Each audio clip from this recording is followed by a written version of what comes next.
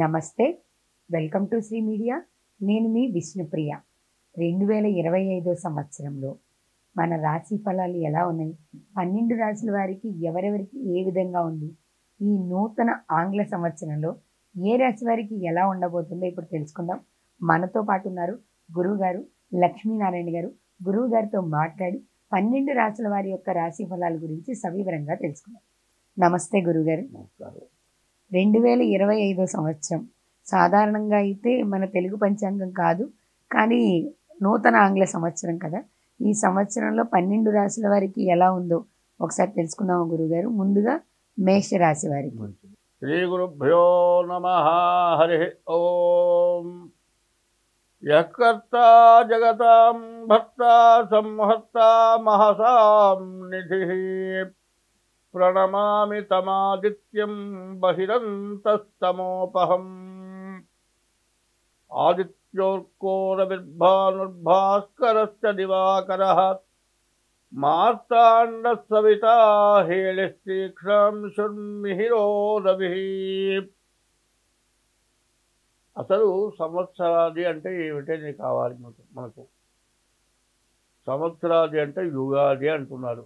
యుగాది అనే దానికి అర్థం ఏంటంటే యుగంలో మొట్టమొదటిది యుగాది. అంటే కలియుగం అంటూ ప్రారంభమైంది ఎలాగైతే మనకు లెక్క, అది మనకు సంవత్సరాది. అయితే శాస్త్రం ఉంది, పిల్లపోయినా కూడా పీచి కంపు పోలేదని శాస్త్రం. ఇదివరకు మనకు తిథి వారం నక్షత్రం అవే అలవాట్లో ఉన్నాయి. ఇప్పుడు ఏమైందంటే ఇంగ్లీష్ వాళ్ళు వచ్చిన తర్వాత ఇంగ్లీష్ నెలలు ఇంగ్లీష్ తారీఖులు అలవాటు పడిపోయినారు. మరి జనవరి 1 వచ్చిందంటే విపరీతమైన పండుగ. ఆ పండుగ ఎంతవరకు వస్తుందంటే లైట్లు వెళ్ళిపోతున్నాయి, రోడ్డు మీద బ్రాందీ బాటిల్స్ వెళ్ళిపోతున్నాయి. అది కాదు పండగ. దీన్ని పండగగా మా బొట్టి వాళ్ళు ఎవరు కూడా సంవత్సరాది పండగగా పరిగణించము. కానీ అందరూ దాంట్లోకి వచ్చారు కాబట్టి దాంట్లో నుంచి చెబితేనే కానీ జనానికి అర్థం కాక తప్పనిసరి చెప్పాల్సి వస్తుంది. జనవరి 1వ తారీఖు నుంచి 30వ తారీఖు వరకు 2025 జనవరి 1వ తారీఖు దగ్గర నుంచి 30వ తారీఖు వరకు 1వ రాశి మేషరాశి ఫలితాలు చెప్తున్నాం. దీనికి ముందుగా, ఎందుకంటే సంవత్సరం మీ అందరికీ కొత్త సంవత్సరం కాబట్టి దాన్ని ఉపోద్ఘాతం అంటారు. సంవత్సరం అంటే ఫలితం ఏమిటనేది మనం ముందుగా తెలుసుకోవాల్సిన అవసరం చాలా ఉంది. 2024, 2025, 2026 ఎట్లా ఉందంటే అతని కంటే ఘనుడు ఆసంట మల్లయ్య అని శాస్త్రం. అంటే పనికిరాని వాడు ఉన్నాడు, వాడికంటే తర్వాత వాడు ఇంకా పనికిరాని వాడట, వాడికంటే తర్వాత ఇంకా మూడోవాడు ఇంకా పనికిరాని వాడట. అట్లాగే 24, 25, 26 సంవత్సరాలు కూడా పూర్తిగా చెడుగా ఉన్నాయని చెప్పాలి. రకరకాలైన ఇబ్బందులు, రకరకాలైన సమస్యలు, రకరకాలైన బాధలు, ఆ బాధలు తీరనటువంటి బాధలు బాగా ఎక్కువగా వచ్చేటట్లుగా వివరంగా కనపడుతుంది. ఎట్లా అనేది అర్థం కావాలి అంటే నవగ్రహాల్లో 9 గ్రహాల్లో కొన్ని పాపగ్రహాలు, కొన్ని శుభగ్రహాలు ఉంటాయి. అయితే శుభగ్రహాలు ఎక్కువ ఇప్పుడు నవనాయకులు అంటారు. అట్లాగే మనకు పార్లమెంటు మెంబర్లు, వాళ్ళల్లో రాష్ట్రపతి, వాళ్ళు ప్రధానమంత్రి, అట్లా మంత్రులు ఎట్లా ఉంటారో అట్లాగే నవనాయకుల్లో ఒక్కొక్కరికి ఒక్కొక్క పదవి వస్తుంది. అట్లాగే ఈ సంవత్సరాల్లో 24, 25, 26 సంవత్సరాల్లో మరి పాపగ్రహాలకి పదవులు ఎక్కువగా ఉన్నాయి. పాపగ్రహాలకి పదవులు ఎక్కువగా ఉండటం చేత మరి పాపకృత్యాలే ఎక్కువగా జరుగుతాయి అని చెప్పాలి. ఎందుకంటే పిల్లికి చెలగాటంట, ఎలుక్కి ప్రాణసంకటంట. ఎలుకని పిల్లి తింటుందండి, తినేది ఉనికిని తినచ్చు కదా. దాన్ని అటు పరిగెత్తిస్తుంది, ఇటు పరిగెత్తిస్తుంది, దాంతో ఆడుతుంది, ఆ తోక పట్టుకుంటుంది, ఈసే ఆడకేసుకుంటుంది.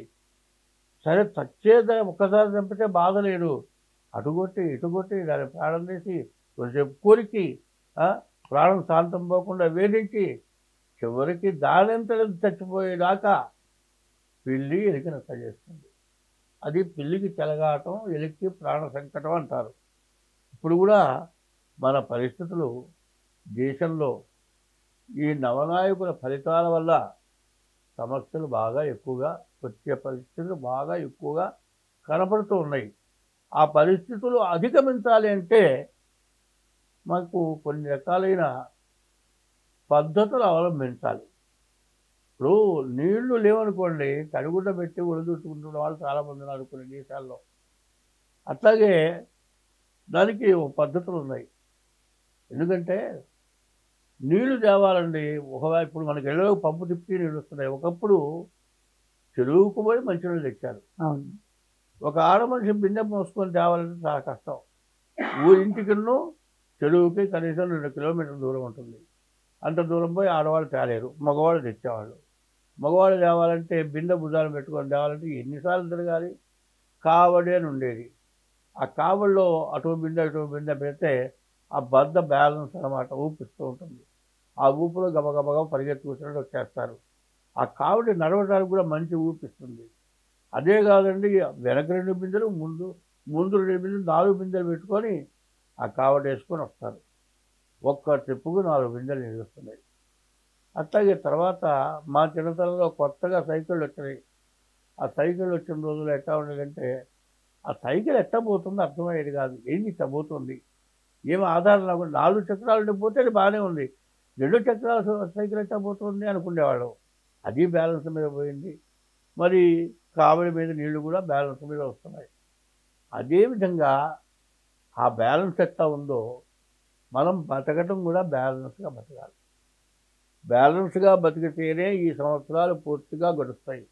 ముందు ఇష్టం వచ్చినట్టుగా ఎట్లా పడితే అట్లా వచ్చిన ఆదాయాన్ని అనవసరమైన ఖర్చులు ఎక్కువగా పెట్టుకొని దానివల్ల నష్టపడి తర్వాత తినడానికి తిండి లేకుండా ఇబ్బంది పడుతున్న వాళ్ళు చాలామంది ఉన్నారు. వ్యాపారాలు కూడా ఎట్లా ఉన్నాయి, వ్యాపారాలు సాగట్లే. వ్యాపారాలు సరిగ్గా సాగక పెద్ద పెద్ద వ్యాపారస్తులు కూడా అసలు వ్యాపారాలు తీసేసిన వాళ్ళు కూడా కొంతమంది ఉన్నారు. ఇట్లాంటి సమస్యలు ఎక్కువగా ఉన్నాయి. దానికోసమని ఇది ఉపోద్ఘాతం, బంగాళాఖాతం కాకుండా ఉపోద్ఘాతంగానే చెప్పుకున్నాం. అందువల్ల ఏంటంటే ప్రతి వాళ్ళు కూడా జాగ్రత్త అనేది చాలా అవసరం. కట్టుకుంటే గుడ్డ దగ్గర నుంచి, తినే తిండి దగ్గర నుంచి అన్నీ బ్యాలెన్స్గా వెళ్ళటం మంచిది. ఓ పచ్చడి కూరేసి తింటే పర్వాలేదండి. పచ్చడి, పప్పు, పులుసు, పరమాన్నం, పులిహోర, బజ్జీలు, గారెలు ఇన్ని రకాలైన తినేది ఒకటే తిండి. ఇన్నిటి బట్టే ఉన్న ఎక్కువ 4 మనుషులు తింటాం తినం. కాబట్టి అది ఎట్లాగో ఇది కూడా బ్యాలెన్స్గా తిండి, కట్టుకుండే గుడ్డ, తర్వాత కొనే వస్తువులు. ఇప్పుడు ఫ్యాన్సీ ఐటమ్స్ ఉన్నాయండి, సోఫాలు ఉన్నాయి, మంచాలు ఉన్నాయి, కాస్ట్లీ రకాలు ఉన్నాయి, ఇట్లా రకరకాలుగా కొనుక్కుంటున్నారు. అయితే ఈ కాస్ట్లీ వస్తువులు ఎట్లా ఉన్నాయంటే ఫ్యాన్సీ ఐటమ్స్ బయటకు పెట్టి వచ్చేప్పటికల్లా సోఫా 1 లక్ష రూపాయల సోఫా కూడా ఉంది, మంచం కూడా 10 లక్షల మంచం కూడా ఉంది. కొనుక్కొని బయట పెడతామండి. మనకు వద్దనుకుంటే 10 లక్షల మంచాన్ని 10,000 కూడా కొనేవాడు ఉంటాడు. షాపు వాడిని తీసుకోవాలంటే వాడు తీసుకోడు. అదే బంగారం కొంటే కొన్న రేటుకు బంగారం మళ్ళీ వచ్చేస్తుంది. అట్లా జాగ్రత్త పడాల్సిన అవసరం చాలా ఉంది. ముందు మొట్టమొదటి జ్యోతిష్యంలో చెప్పేది ఏమిటంటే ముందు జాగ్రత్తని చెప్తున్నాం. ఆ జాగ్రత్త ఎట్లా ఉండాలి అనేది చాలా ముఖ్యంగా పాటించాలి. జ్యోతిష్యం అనే దానికి అర్థం ఏంటంటే చీకట్లో అగ్గిపుల్ల గీస్తే కనపడ్డట్టుగా చూసి చెప్పేదే జ్యోతిష్యం. కాబట్టి జ్యోతిష్యంలో గ్రహాలు బాధలు కాకుండా ప్రవర్తన కూడా చెప్పడం చాలా అవసరమని నాకు తోస్తుంది. ఈ విధంగా మనం ప్రవర్తన గురించి మనం చెప్పుకుంటాం. ఇంకా కొన్ని మధ్యలో చెప్పుకోవాల్సిన అవసరం ఉంది. కాబట్టి ముందుగా 2025 జనవరి నెల మేషరాశి ఫలితాలు చెప్పుకుందాం. ఈ మేషరాశి ఎట్లా ఉంది అంటే గ్రహాలు గురువు, కుజుడు, రవి, రాహు 4 గ్రహాలు బాగాలేవు. మిగతా గ్రహాలు బాగున్నాయి. అయితే ఉన్న గ్రహాల్లో గురువు, కుజుడు పూర్తిగా బాగాలేదు. దానికి అర్థం ఏంటంటే మరి ఈ గ్రహాల యొక్క ద్వాదశాస్తమ జన్మస్థం శని అంగారకో గురుహో కుర్వంతి ప్రాణ సందేహం స్థానచలనం ధనక్షయం. 12, 1, 2, 8, 4 ఈ రాసుల్లో కుజుడు కానీ గురువు కానీ శని కానీ ఉండేటట్లయితే కుర్వంతి ప్రాణ సందేహం బతకడం చాలా కష్టం. స్థానచలనం ఉద్యోగంలో కానీ ఉండే ఇంట్లో కానీ తప్పనిసరిగా మారిపోవాల్సిన పరిస్థితి వచ్చి మారిపోవడం. ఇంతకంటే గొప్ప ఇల్లు కట్టుకొని మారిపోవడం కాదు, తప్పనిసరిగా వెళ్ళిపోవాల్సి వస్తుంది. ఉద్యోగం మానుకొని వెళ్ళిపోవటం, ఉన్న ఇంట్లో నుంచి వెళ్ళిపోవటం, కష్టభరితమైన పరిస్థితుల్లో వెళ్ళటం జరుగుతుంది. కుర్వంతి ప్రాణ సందేహం స్థానచలనం ఉన్న చోటు నుంచి వెళ్ళిపోవటం, ధనక్షయం డబ్బు విపరీతంగా ఖర్చు అవటం. దీనివల్ల పడలేనటువంటి బాధలు పడే పరిస్థితి ఉంటుంది. అటువంటి గ్రహాల్లో గురువు ద్వితీయంలో ఉన్నాడు, చతుర్థంలో కుజుడున్నాడు. ఈ 2 గ్రహాల వల్ల చాలా బాధాకరమైనటువంటి రోజులు కనపడుతున్నాయి. అయితే మిగతా గ్రహాలు ఎన్ని బాగున్నా ఈ బాగుండని గ్రహాల వల్ల చాలా ఇబ్బందికరంగా ఉంటుంది. కాబట్టి బాగున్న గ్రహాల వల్ల ప్రయోజనం పొందాలి అంటే ముందు ఈ 2 గ్రహాల యొక్క సమస్యను చూసుకోవాలి. సరే, ఇది ఇట్లా అనుకుందామండి, కానీ గోచారం అనే దానికి అర్థం ఏంటంటే నీవు పుట్టినరోజు జన్మ నక్షత్రాలను బట్టి చెప్పేదే గోచారం. అంతేగాని ఎట్లా పడితే అట్లా పేరు పెడతారు. వాళ్ళ తాత పేరు, వాళ్ళ నాయన పేరు, ఇంకోళ్ళ పేరు అట్లా పెడతారు. ఆ పేరుకి జన్మ నక్షత్రానికి సంబంధం ఉండదు. నా పేరు వెంకయ్య అండి, నా గోచారం చెప్పడం అడుగుతున్నారు. అసలు నీ వెంకయ్య అనేది మృగశిర నక్షత్రంలో పుడితే వెంకయ్యవి. అది మృగశిర నక్షత్రంలో పుట్టావో లేదో నాకు తెలియదు, పేరుని బట్టి రాసి అడుగుతున్నారు. నిజంగా జన్మ నక్షత్ర రీత్యా అయితే రాశి 25 వంతులే జరుగుతుంది. ఇది గోచారం. గ్రహచారం అంటే నీవు పుట్టిన తారీఖు, నెల, సంవత్సరం, ఆ రోజున టైమును బట్టి గ్రహచారం వస్తుంది. గోచారం కంటే గ్రహచారం 75 వంతులు గ్రహచారం జరుగుతుంది, గోచారం 25 వంతులే జరుగుతుంది. కాబట్టి ఇప్పుడు చెబుతుంది మాత్రం గోచారమే. ఈ గోచారం కూడా నిజంగా జన్మ నక్షత్రం అయితేనే ఇది ఫలిస్తుంది అనేది మాత్రం అందరూ బాగా గుర్తుంచుకోవాలి. ఒకటి. రెండోది, మీ పూర్తి జాతకం కావాలి అనేటట్లయితే మీరు తారీఖు, నెల, సంవత్సరం టైమును బట్టి పూర్తి 100కి 100 జాతకం చెప్పడానికి అవకాశం ఉంటుంది. అట్లా కాదండి అంటే డేట్ ఆఫ్ బర్త్ లేదంటే హస్త సాముద్రిక ద్వారా మీ జాతకం చెప్పాల్సి వస్తుంది. కాబట్టి 24, 25, 26 సంవత్సరాలు పూర్తిగా బాగాలేదు. కాబట్టి ఎప్పటికప్పుడు ఎటువంటి సమస్య వచ్చినా మీ జాతకం చూసుకొని ముందుకు వెళ్తే ఎంతైనా మంచిది. అట్లా కాని పక్షంలో పూర్తిగా ఇబ్బందులు పడిపోయి చాలా నష్టపడి ఉన్నదంతా కోల్పోయి బతకటానికి మార్గం లేక ఇబ్బంది పడే పరిస్థితులు వస్తున్నాయి. కాబట్టి ఎవరికి వాళ్ళు ముందుగా మీ జాతకం చూపించుకొని దానికి ఏదైనా పరిహారాలు ఉంటే చేసుకోవడం చాలా మంచిది. కాబట్టి ఇప్పటి పరిస్థితుల్లో ముందు ఈ మేషరాశి వాళ్ళు ముందు మీ డేట్ ఆఫ్ బర్త్ ద్వారా కానీ హస్త సాముద్రిక ద్వారా కానీ మీ జాతకం చూపించుకోవడం చాలా అవసరం. తర్వాత మరి వివాహం కావాల్సిన వాళ్ళకి వివాహం అవడానికి బాగా అవకాశం ఉంది. తర్వాత వాహనాలు కొనుక్కునేవాళ్ళు సైకిల్ దగ్గర నుంచి విమానం దగ్గర నుంచి హెలికాప్టర్ వరకు ఈ మధ్యలో ఏ వాహనమైనా సరే కొనుక్కోవాలని అన్నాళ్ళతో యత్నం చేస్తే కొనుక్కోలేని వాళ్ళు ఇప్పుడు మాత్రం కొనుక్కోవడానికి బాగా అవకాశం ఉంది. అదే కాదండి, మీ జీవితంలో అనుకున్నవి ఏవైనా సరే కానివి ఏవైనా సరే కావటానికి మంచి అవకాశం బాగా కనపడుతుంది. వ్యాపారస్తులకు కూడా పూర్తిగా వ్యాపారం బాగా సాగటానికి కూడా మంచి అవకాశం కనపడుతుంది.